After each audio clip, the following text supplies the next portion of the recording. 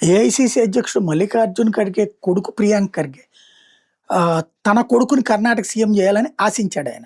ఆ విధమైనటువంటి డిమాండ్లు కూడా అక్కడ వచ్చినాయి. కనీసం డిప్యూటీ సీఎం చేయాలని ఆశించాడు. ఆ డిమాండ్లు కూడా రోడ్డు మీదనే ఉద్యమాలు కూడా చేసేశారు. కానీ డీకే శివకుమార్ గతంతో ఉన్నటువంటి ఒప్పందం ప్రకారం రాహుల్ గాంధీకి ఆయనకి మధ్య కుదిరినటువంటి ఆర్థిక, రాజకీయ, అధికారిక ఒప్పందం ప్రకారం సిద్ధరామయ్యని దించేసి ఆయనకి ఇచ్చాడు. ఆయన్నే తేల్చుకోమని చెప్పాడు. అయిపోయింది. దాంతో ప్రియాంక్ ఖర్గేకి ఇప్పుడు భవిష్యత్తులోనన్నా తను సీఎం క్యాండిడేట్ కావాలి. ఎందుకంటే ఒకసారి సీఎం అయిపోయిన సిద్ధరామయ్యకి వయసు అయిపోయింది కాబట్టి ఆయన కొడుక్కి ఇవ్వరు కాంగ్రెస్ రాజకీయాల ప్రకారం. తనకి తన తండ్రికి ఏఐసీసీ ఇచ్చారు కానీ ముఖ్యమంత్రి ఇవ్వలేదు కాబట్టి తనకు కావాలని కోరుకుంది. దానికోసం రాహుల్ గాంధీకి ఆర్ఎస్ఎస్ అంటే ద్వేషం.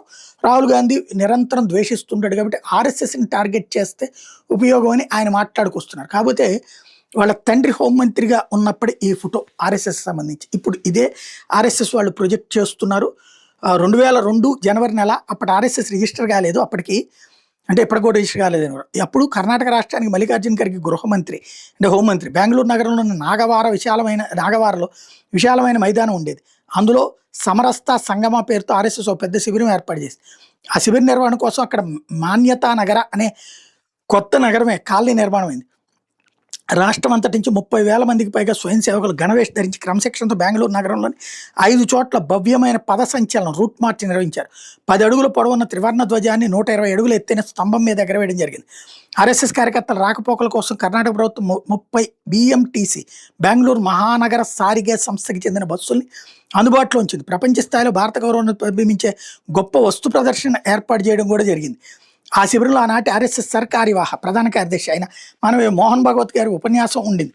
రాష్ట్రంలోని నలుమూలల నుండి అనేక మఠాలకు చెందినటువంటి సాధు సంతులు పాల్గొన్నారు.